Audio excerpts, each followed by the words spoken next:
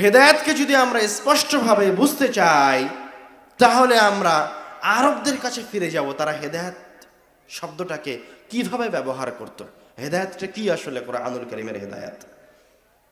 আরবরা যখন মরুভূমিতে সফরে বের হতো, একটা কাবিলা, একটা গোত্র বা একটা দল, তখন তাদের সামনে একটা উট থাকতো, তাদের সামনে একজন গাইড থাকতো। সম্পূর্ণ মুসাফিরের এই কওমটা ওই সামনের ওই উটকে অনুসরণ করত।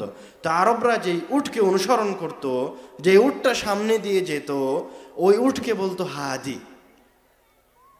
কেননা ওই উটের পিছনে, ওই ব্যক্তির পিছনে যারা আছে তারা জানে না কোন রাস্তা দিয়ে গেলে গন্তব্যস্থলে পৌঁছা যাবে, ওরা ওর পিছে পিছে যায়। তো সামনের ওই উটটাকে বলা হয় হাদি, যে ওই উট তাদেরকে হেদায়েত দিয়ে সঠিক রাস্তা দিয়ে গন্তব্যস্থলে পৌঁছে দিবে। তা আল্লাহ রাব্বুল আলামিন ওই শব্দটাকে কোরআনুল কারীমে ব্যবহার করে বলছেন, ইন্না হাযাল কুরআনা ইয়াহদি লিল্লাতী হিয়া আকওয়াম। কোরআনুল কারীম হচ্ছে ওই কিতাব, যেই কিতাব তোমাদেরকে তোমাদের হাত ধরে, তুমি বুঝতেই পারবা না, তুমি কোরআন তেলাওয়াত করবা, অটোমেটিক এই কিতাব তোমাদেরকে জান্নাতের রাস্তায় নিয়ে চলে আসবে। শুধু তাই নয়, ইয়াহদি বিল্লাতী হিয়া আকওয়াম, তোমাদেরকে সবচেয়ে সঠিক, একটু আঁকা বাঁকা নয়, সবচেয়ে সঠিক রাস্তা দিয়ে তোমাদেরকে জান্নাতে পৌঁছে দেবে। ইন্না হাযাল কুরআনা ইয়াহদি লিল্লাতী হিয়া আকওয়াম, শুধু যে জান্নাতে পৌঁছে দিবে তা নয়, তুমি তোমার জীবনের যে কোনো প্রেক্ষাপটে, যে কোনো সময় বুঝতে পারছো না যে তুমি কি করবা, আমি বুঝতে পারছি না আমি কি করব, সিদ্ধান্তহীনতায় ভুগছি, আমি বুঝতে পারছি না আমি কি করব, কোন মাযহাবের অনুসরণ করব না কোন ফেরকার অনুসরণ করব, না কার সাথে থাকবো, কার সাথে উঠবো বসবো।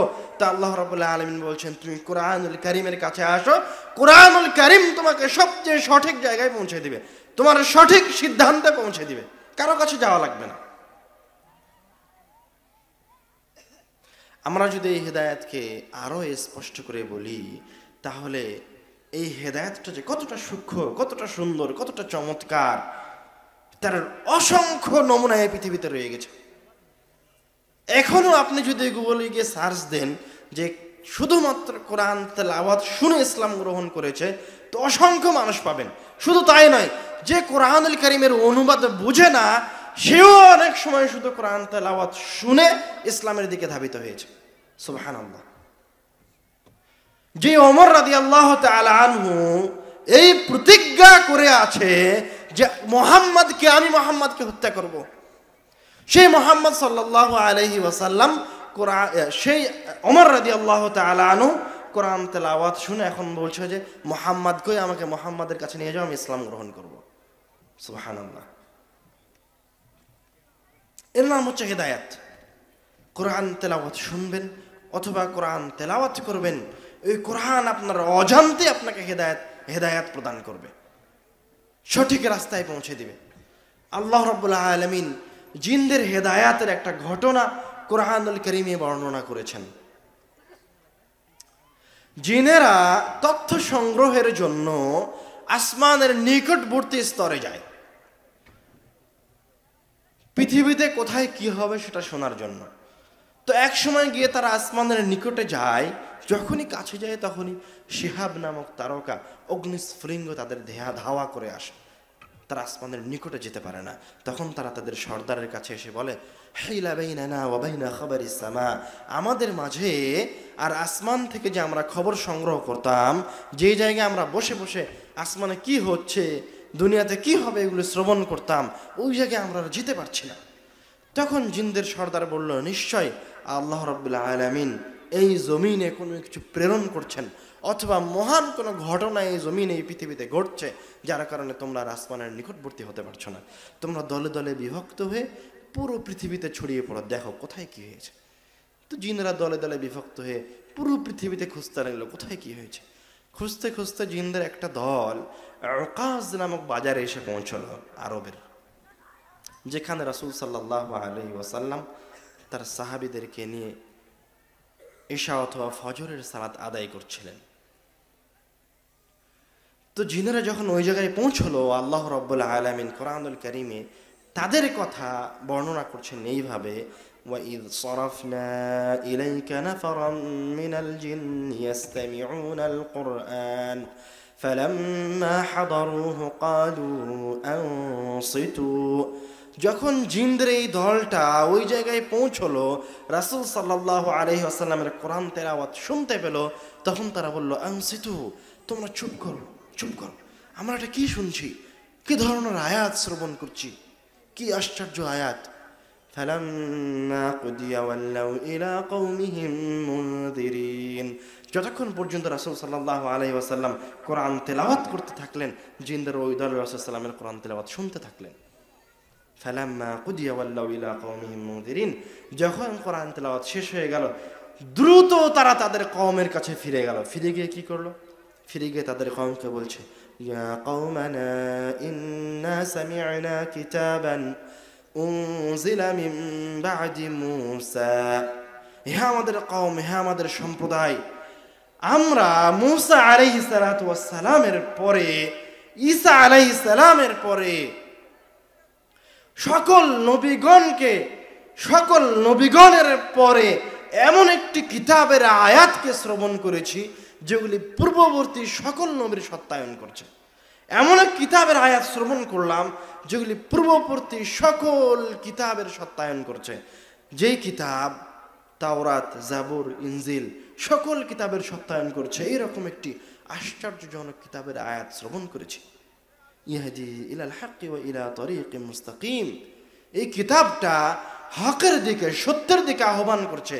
ওয়া ইলা সিরাতিম মুস্তাকিম, এবং সহজ সরল পথের দিকে মানুষকে নিয়ে যাচ্ছে। তারপরে তাদের কওমকে বলছে, ইয়া কওমানা আজিবু দাঈয়াল্লাহি ওয়া আমিনু বিহি। হে আমাদের কওম, হে আমাদের সম্প্রদায়, যেই ব্যক্তিটা এই কিতাব নিয়ে এসেছে, আল কোরআন নিয়ে এসেছে, তোমরা এই ব্যক্তির উপরে, এই মুহাম্মাদের উপর ঈমান আনায়ন করো, তোমরা এই কিতাবের উপর ঈমান আনায়ন করো। ইয়াগফির লাকুম যুনুবাকুম ওয়া ইউজিরকুম মিন আযাবিন আলীম।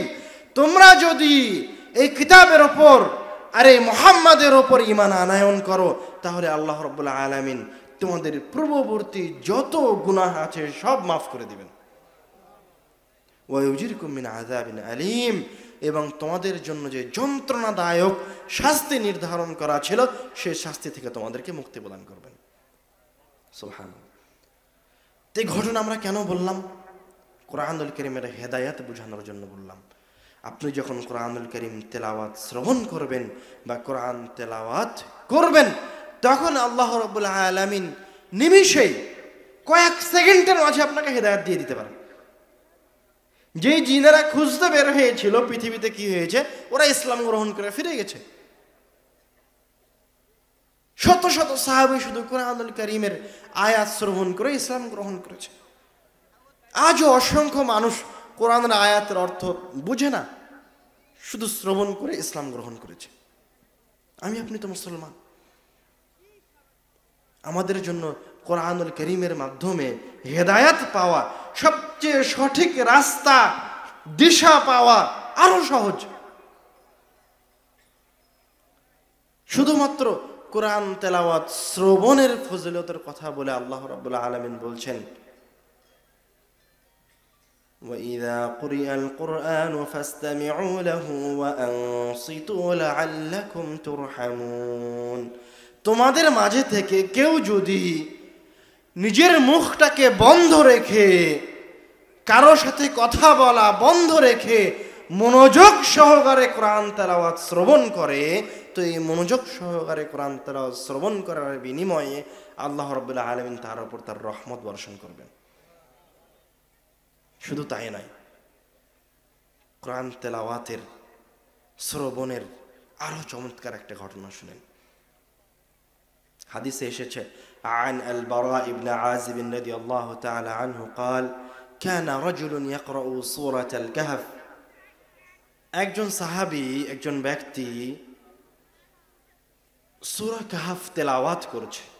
ওয়াইন্দাহু ফারসুন মারবুতুন বিশাতানাইন, আর ওই ব্যক্তিটার পাশে একটা ঘোড়া বাঁধা আছে দড়ি দিয়ে। ফাতাগাশাতহু সাহাবাতুন, তো কোরআন তেলাওয়াত করতে করতে এক পর্যায়ে উপর থেকে একটা মেঘখণ্ড এসে ওই লোকটাকে ঘিরে ধরলো।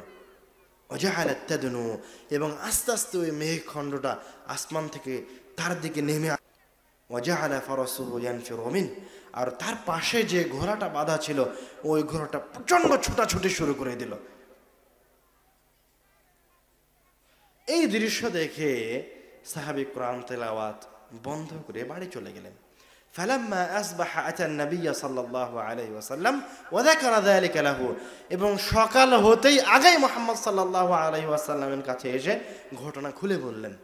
তখন মুহাম্মদ সাল্লাল্লাহু আলাইহি ওয়াসাল্লাম বলছেন, তিলকা সাকিনাতু তানাজ্জালাত লিল কোরআন, আরে সেটা তো ছিল ওই যে তুমি কোরআন তেলাওয়াত করছিলে, এইজন্য আল্লাহ রাব্বুল আলামিন তোমার এই কোরআন তেলাওয়াতের কারণে আসমান থেকে সাকিনা, রহমত এবং বরকতকে অবতীর্ণ করছিল জমিনে। আরেকটা রিওয়ায়াতে আসছে, রাসূল সাল্লাল্লাহু আলাইহি ওয়াসাল্লাম বলছেন, তিলকাল মালাইকাতু দানাত লিসাউতিক, তারা ছিল ফেরেশতাদের একটা দল যারা তোমার সুন্দর তেলাওয়াত শুনে তাসবিহ তারতিলের সাথে বিশুদ্ধ সুররিত কণ্ঠের তেলাওয়াত শুনে আসমান থেকে তোমার কাছে আসছিল, তোমার কোরআন তেলাওয়াত শুনবে তাই। ওয়ালাউ আসবাহতা ইয়ানজুরুন নাসু ইলাইহিম, তুমি যদি সকাল পর্যন্ত তেলাওয়াত করতে থাকতে তাহলে অন্যান্য সাহাবীরা, অন্যান্য মানুষেরা সকালে ওই ফেরেশতাদেরকে তোমার পাশে দেখতে পেত। লা তাতাওয়ারা মিনহুম, ফেরেশতারা তোমার কোরআন তেলাওয়াত শুনছে, মানুষেরা দূরে দাঁড়িয়ে থেকে ফেরেশতাকে দেখছে। লা তাতাওয়ারা মিনহুম, ফেরেশতারা মানুষকে দেখে পালিয়ে যেত না, নিজেদেরকে আত্মগোপনও করতো না। সুবহানাল্লাহ, কোরআন তেলাওয়াতের ফজিলত, কোরআন শ্রবণের ফজিলত এরকম।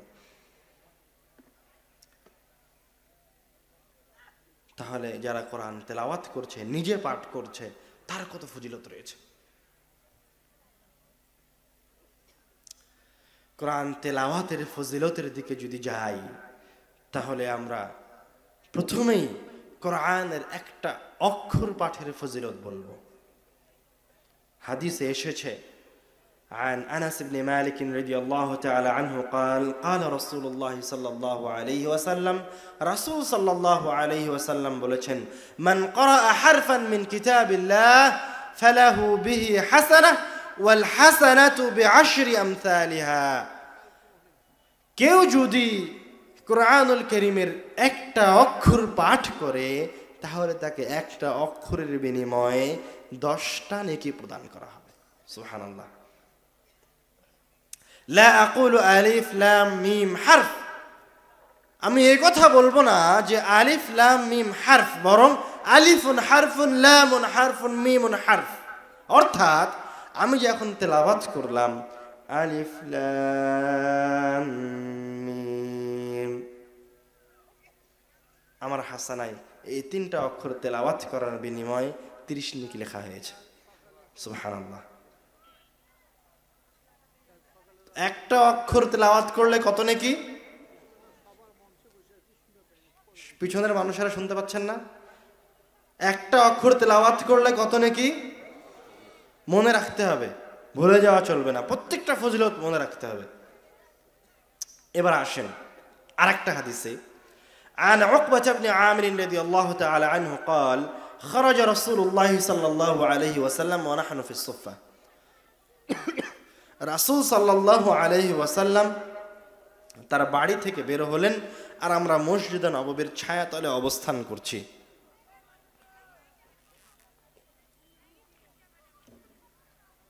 فقال أيكم يحب أن يغدو كل يوم إلى بطحان أو العقيق فيأتي منه بناقتين كوماوين من غير إثم ولا قطع رحم, রাসূল সাল্লাল্লাহু আলাইহি ওয়াসাল্লাম সাহাবীদের কাছে এসে বলছে, তোমাদের মাঝে কি এরকম কেউ আছে যে বুতহান অথবা আকিক নামক বাজারে গিয়ে সবচেয়ে দামি উঁচু কোজ বিশিষ্ট 2টি উটনি ফ্রিতে নিয়ে আসবে, এরকম কেউ কি তোমাদের মাঝে আসে? তখন সাহাবায়ে কেরাম বলছে, কুল্লুনা নুহিব্বু যালিকা ইয়া রাসূলুল্লাহ, ফ্রিতে সবচেয়ে দামি 2টি উটনি পাওয়া যাবে। উট তো সবচেয়ে দামি সম্পদ আরবদের কাছে, ওই সময়ের সবচেয়ে দামি সম্পদ। সাহাবীরা খুশি হয়ে বলছে, কুল্লুনা নুহিব্বু যালিকা ইয়া রাসূলুল্লাহ, আমরা সকলেই তো চাই, হে আল্লাহর রাসূল বলেন কি করা লাগবে। তখন রাসূল সাল্লাল্লাহু আলাইহি ওয়াসাল্লাম বলছেন, আফালা ইয়াগদু আহাদুকুম ইলাল মসজিদ ফায়ালাম আও ইয়াকরা আয়াতাইন মিন কিতাবিল্লাহ খায়রুন লাহু মিন নাকাতাইন। তোমাদের মাঝে থেকে কেউ যদি মসজিদে গিয়ে কোরআনুল কারীমের 2টি আয়াত তেলাওয়াত করে অথবা আরেকজনকে 2টি আয়াত শিখিয়ে দেয়, তাহলে তাকে 2টি আয়াতের বিনিময়ে সবচেয়ে দামি 2টি উটনির সমপরিমাণ নেকি তার আমলনামায় লিপিবদ্ধ করা হবে। সুবহানাল্লাহ। তারপরে বলছেন, ওয়া সালাসুন খায়রুন লাহু মিন সালাস ওয়া আরবাউন খায়রুন লাহু মিন আরবা ওয়া মিন আ'দাদিহিন্না মিনাল ইবল। এইভাবে যে ব্যক্তি মসজিদে গিয়ে যতগুলি আয়াত তেলাওয়াত করবে মসজিদে বসে, যতগুলি আয়াত আরেকজনকে শিখিয়ে দিবে মসজিদে বসে, ততগুলি আয়াতের বিনিময়ে তার আমলনামে একটি করে উটের সমপরিমাণ নেকি লিপিবদ্ধ করা হবে। সুবহানাল্লাহ। এই হাদিস থেকে 2টি জিনিস স্পষ্ট হচ্ছে। এক, কোরআনুল কারীম তেলাওয়াতের একটা উত্তম জায়গা হচ্ছে মসজিদ। কোরআনুল কারীম বাসায় বা বিভিন্ন জায়গায় তেলাওয়াত করা যাবে, কিন্তু বিভিন্ন জায়গায় তেলাওয়াত করলে তার স্বাভাবিক অক্ষর প্রতি কত নেকি? ভুলে গেছে না তাড়াতাড়ি? স্বাভাবিক অক্ষর প্রতি 10 নেকি। আর কেউ যদি একটা আয়াত মসজিদে গিয়ে তেলাওয়াত করে তাহলে কত নেকি? একটা, প্রত্যেকটা আয়াতের জন্য একটা দামি উটের সমপরিমাণ নেকি। দ্বিতীয় ফায়দা এই হাদিস থেকে, সেটা হচ্ছে মসজিদ শুধুমাত্র সালাতের জায়গা নয়, মসজিদের আর একটা অন্যতম জরুরি কাজ হচ্ছে মসজিদে কোরআন তেলাওয়াত করা হবে এবং মসজিদে কোরআন শিখানোর ব্যবস্থা করা হবে।